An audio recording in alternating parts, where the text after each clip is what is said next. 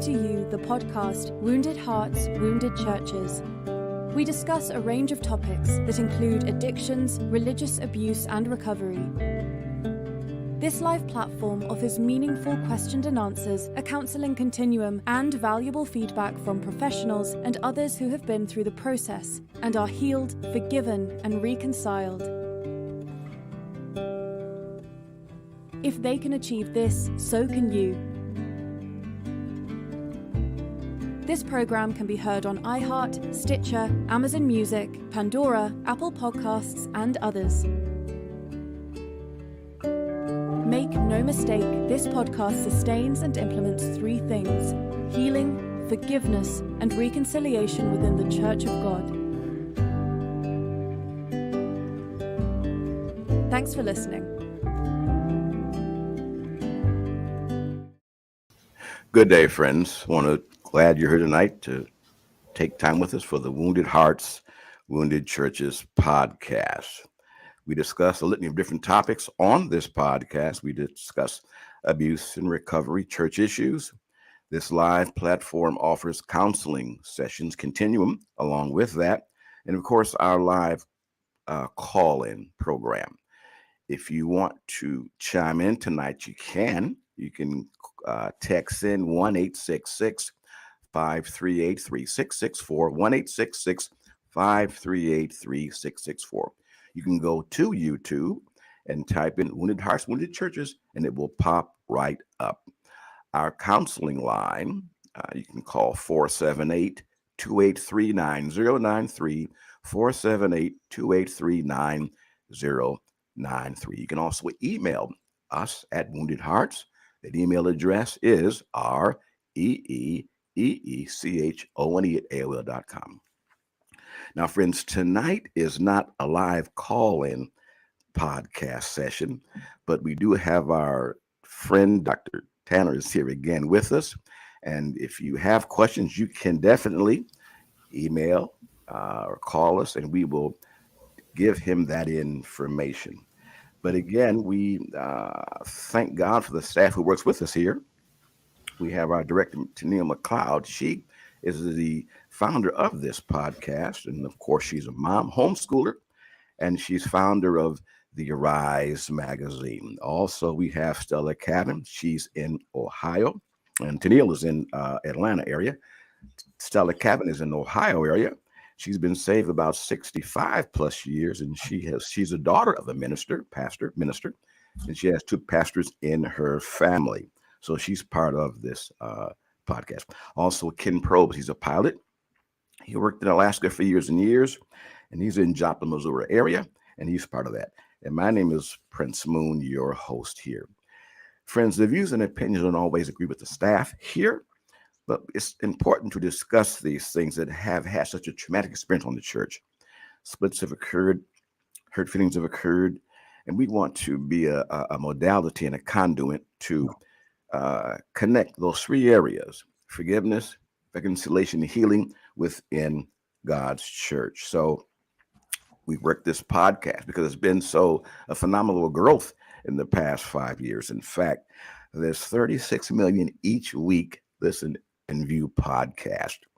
In fact, we here are heard on Amazon, Google, Buzzsprout, Poddash, Podchaser, Amazon Music, Pandora in Review, Apple Face, SoundCloud, True Social, and many others. But again, for tonight, you can go to YouTube and look us up and just put in Wounded Hearts, Wounded Churches. So again, we are happy to have our guest here, Dr. Matthew Tanner. Let's give him a hand for being here tonight. So glad to have him. Awesome. Yes. Good to have him here. Yes, it is. Awesome.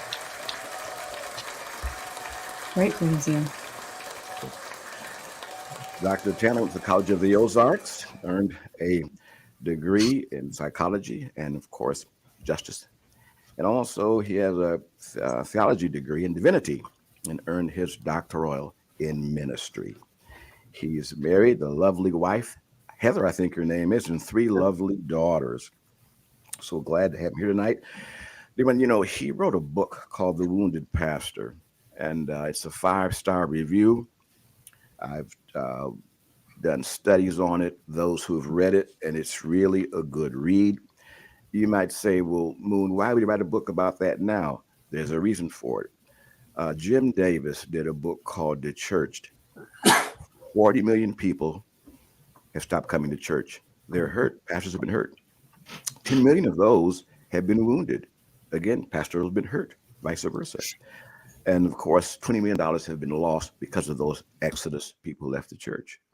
Northwestern Ministries Network and Shepherd Watchman did a study. 1,700 people, ministers, leave the church every month. Did you hear what I said? 1,700 leave every month. I just can't put my arms around that. That's just cataclysmic. Urban Ministries Institute, every year, 7,000 churches close. So hurting pastors there too. Barna Group did a study. Almost 50% consider quitting the ministry. It was a survey done by Gravity Leadership. 27 countries were surveyed. Their control group, 12% were considering suicide. So I'm shocked. So, Dr. Tanner, where are we at? What is going on? I mean, the book is right on time. Where can we get it? Where can we read it? Tell us all about it, please. Yeah, absolutely.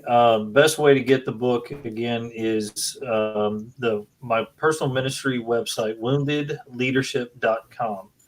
And it's got information about me. It's got my ministry, my counseling side of the ministries.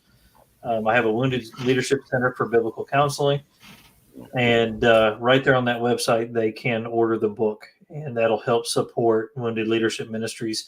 You can also get it on Amazon and all the other barnesandnoble.com and other booksellers. Dr. Tibbigan, any thoughts tonight you had on your heart from our last session? No, I just, I was talking as we closed or kind of after session, talking about how difficult it is to get this word out.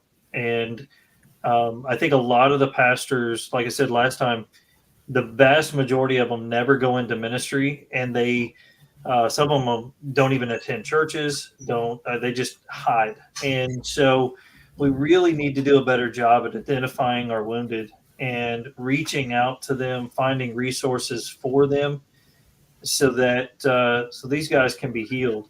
We've got guys that are strong leaders, strong pastors, called men that need to be back in the game. And so I appreciate you guys giving me the opportunity for this, for reading it, for championing the book. And it's a team effort. It's going to take a network of churches, cross-denomination, to get the word out and to not allow this to be just acceptable losses and move on. So appreciate all you guys are doing as well. Dr. Chandler, what about the families? Are they affected when the pastor went through the situations like this? How do the children, are they affected from this phenomenon? Yeah, and that's where my psychology brain tries to kick in. And obviously it depends on the when it takes place, the age of the children, things of that nature. Every time I do one of these podcasts, I think of other research points that could be that we could run after. That would be a phenomenal study to do. How many of the PKs are still even in church? I know my own father went through it, and and then I experienced it myself as a pastor. So, I know personally, the children can become jaded to ministry. They can become, I remember when I felt the call to ministry, my dad asked me, is there anything else you can do and be happy? Try to go a different route. Now, God wouldn't allow that. Obviously, God was calling me to ministry. But yeah, I think absolutely the children distrust the church. They are largely they're largely isolated from you've heard the term the pastors live in glass houses. I mean, you're already under the microscope in everything that you do, and then you add the mobbing, and then you add the attacks of the family, and you have these children going, why is the church attacking my dad? and so they have a hard time separating that hurt from the church, and they absolutely carry it on to just future attending churches and things of that nature. Dr. Turner, I'm interested about your dad. Tell me more about him. How did he go through and what happened? I mean, and you were there to see that. How did he handle it? Yeah, absolutely. And I actually interviewed my dad. It was really neat having gone through it as a child, and then to relive it, if you will, as a researcher, and to hear it. I interviewed my dad just the same as I would have any other of the pastors that I interviewed. And I learned a lot. That there were a lot of the things that Dad did behind the scenes that I had no idea, trying to protect us kids from a lot of the hurt. But he did what anybody else could do. It was, he was unjustifiably forced out. It was seemingly sudden. It was almost no severance. And so I just remember moving, and my dad went and painted houses and spent about 12 years in secular work, and then went back into some bivocational ministry before finally it was about 12 years before he went back into full-time vocational ministry. So didn't remember much on how he handled it as a child, but learned a lot of the things, and it really helped me develop the strategy on what my dad did to heal, even though he kind of largely kept that from us to protect us. But he just did what he could economically, and just went through the steps as best as he could. But his spiritual journey, it took him about several years to go back into any kind of ministry at all, and about 12 years to go back into full-time vocational ministry. Now, how did your mom handle that? Doing the process, how did she handle that? That's interesting. I've never. I interviewed Dad. I didn't sit down with Mom and ask her. I should have interviewed Mom. And that's again another book I can write is interview all the spouses, the wives, because my goodness, there's some hurt there as well. Very deep hurt.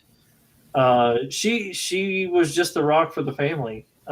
She kept us going. Kind of try to keep things as normal as possible and to shield us kids from as much as we could. It was much harder. Of course, I was quite a bit younger. I've got two older sisters. It was much harder for them. The older the child, the more it affects them, I believe. Tanner, your sisters, are they in church now, or have they kind of just backed up off it, or what is their position now as far as? Yeah, they're both now in churches. My oldest sister is a little bit different situation. She's adopted several special needs children, and so she worships through live stream and does some other things because of mobility for the children. But they're both strong believers, still both in the church and serving the Lord. All right, back to our questions. Do splits occur in that process? The new pastor, when he left, did some go with him, or did he just leave by himself, or how did that process play out in those you who studied?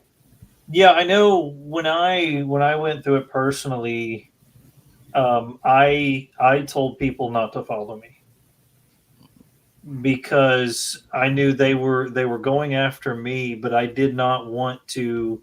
A couple of the situations that I went through, I very easily could have garnished a following and gone and just planted another church. But I specifically did not do that because I did not want to split a church. That was God's territory, not mine. And so I was even point blank asked by a group, let's just go over and start a Bible study in the home. And I said no. But to answer your question, most of the time it's not a formal split. It's more of an kind of a unintentional split. Each time this happens, there's a large group of the church. Some of them are just, they have no idea what's going on. All this is done behind the scenes, and all of a sudden it explodes out into the forefront. And you have a lot of people scratching their heads going, well, I thought things were going just fine. But when there is this kind of upheaval and this kind of pain, you just have a lot of people that just fade away from this, from this particular church that it happens. So I don't see a lot of intentional splits, but I see a lot of unintentional. Maybe not a split, more of a sheep wandering away. Some of them don't find themselves in other churches. Some of them specifically go to other churches because of what the leadership there has done.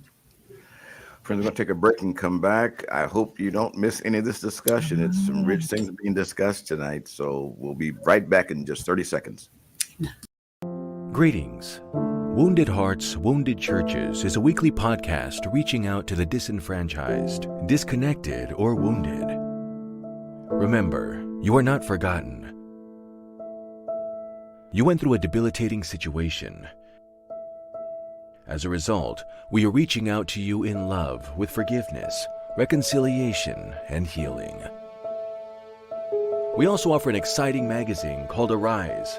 It's an excellent fit for class discussions or personal devotions. Arise can be purchased through our website or by calling 478-784-7600. This podcast was designed by Church of God for Church of God. Don't go away. Stay tuned for more exciting conversations. Thanks for listening. Wow, our time is about gone. Dr. Tanner, I need to commend you about a couple of things. Number one, correcting us about this idea of trauma. And number two, when you left the church, no one went with you. And that way, that kept them stable there, didn't it? And of course, the pastor, whoever they got to respect you for that, because many people, they'll take folks with them, and that causes even more pressure, doesn't it? Very true. So I want to I've seen churches. I have seen a phenomenon where churches or pastor will take people with them, and then that group does the same thing. It just hurt breeds more hurt, and so even the church needs to heal, and that's why you just don't try to garnish a following. Wow. That's Thank you for that. That's excellent. Very good. Any questions from our director? No, not at the moment. Doctor, back to our questions. Would you consider pastoring a high-risk vocation? I preface it with, I wish I didn't have to say yes. But in the evangelical church today, the numbers just bear it out. And I know when I say 4 to 7% per year, you don't think 4 to 7% is a lot, but this is a phenomenon where we have the truth of God's word that tells us how to shepherd and how to be sheep and how to do church. The percentage should be 0 in the church. We've gotten off mission. We've gotten off task. So I remember in seminary, they would tell us, when I was going through one of my classes, they would tell us, well, in 10 years, 50% of this class is not going to be in ministry anymore. And I even found myself at that point going, well, why are we not upset about that? I mean, they would just tell us the percentage, and then, so it's going to be tough, and make sure you're shored up and ready for it. But I'm thinking, why are we okay with that? It should be 0. So unfortunately, yes, being a pastor is a high-risk profession. Dr. Tanner, H.B. London wrote a book about pastoring. It's been some years ago from the Dobson there, and he said that 38% of ministers, pastors, have inappropriate connection with people in the church. But I'm wondering, when you've got all that, I'm not excusing it, but I'm saying with all the pressure, with the deacons on your back, this and that can, again, I'm not excusing it, but that can expose the pastor to other things when you have that much pressure on him. I'm not excusing it. I'm just saying it. I think those two do connect on some level. Do you think they do? Yeah, I think the pastor has to be careful. I mean, that's why accountability is so important, and that's why, I mentioned off camera, and I don't mind sharing this. At the end of the last session, I mentioned how in my personal experience, I had a deacon one time start a rumor in the community I was in that I had had an affair. even though it's there's absolutely untrue. There's no way it can be verified as true, but yet it doesn't. They have no problem lying to get their purpose done. So you're going to have those attacks, even if you're doing everything correctly. And so a pastor must shore themselves up, must be very careful. Now, in the research that I've done, the pastors that I've interviewed, the ones that are being unjustifiably terminated, you don't see any of that taking place. But I will say that pastors who have an ethical or moral failure in the church are dealt with better than pastors who are unjustifiably terminated. Wow. Interesting. Wow, that's shocking. Mhm. Now, Pastor, Dr. Turner, now, when that rumor went out about you, it was not true, but yet some people believed it anyway. Yeah, I getting the phone calls, the situation, I had several people because I was very careful about the accountability aspect, and I had several people that were with me at the moment. I had great accountability built in, and those individuals wrote letters to the church saying this is not possible.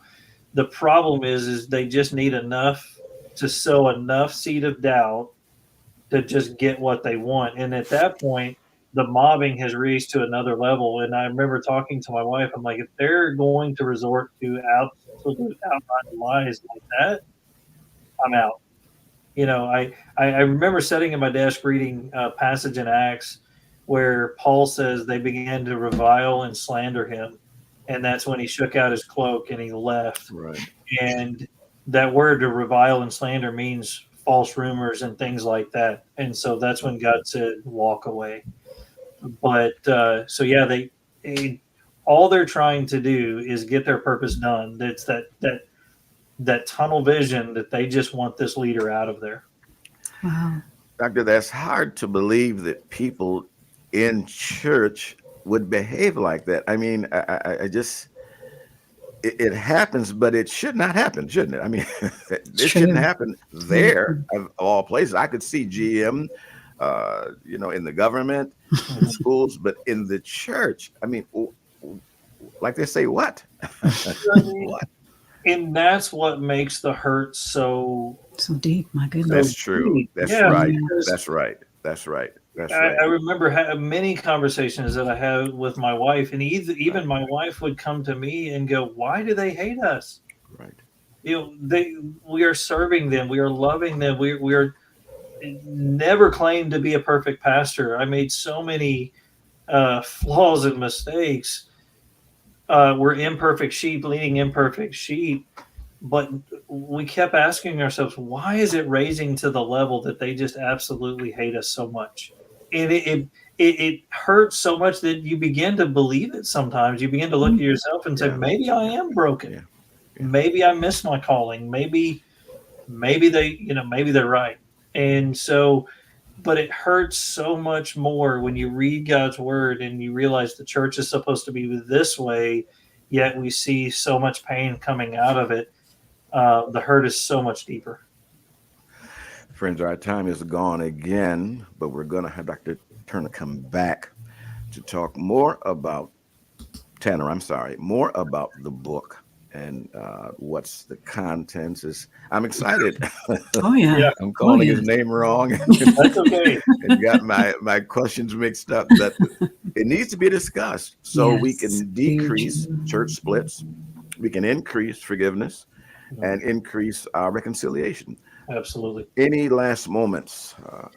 I do want to say if you go to woundedleadership.com and click on the biblical counseling tab, if there are pastors out there who are just especially hurt and especially suffering through this, I do offer biblical counseling, and I can do telehealth, so you can be anywhere in the U.S. I do have them just connect with me through the website. There's some other resources that I can't talk about here, but I can bring to bear if they connect with me. So if you've got a pastor that's listening to this that just says, hey, I need some more help, contact me and we can get you set up with some counseling. Is there a phone number or go right to the website? Go right to the website. That's the best way to do that. That's fine. Is go right to that website. The phone number and everything is on there. Okay. Website one more time, please, to get the book for the website. That is woundedleadership.com. So, friends, next week, this is not a live broadcast, but next week it will be live broadcast. So get your questions together. And please, if you know any pastors have been hurt in your minister, have them listen next week. The book will be available. We're going to discuss those things because we're looking out for healing, reconciliation, and forgiveness in God's church. That's why we're here. Doctor, thank you so much. To our director, thank you. And those who called in, have a good day. Amen.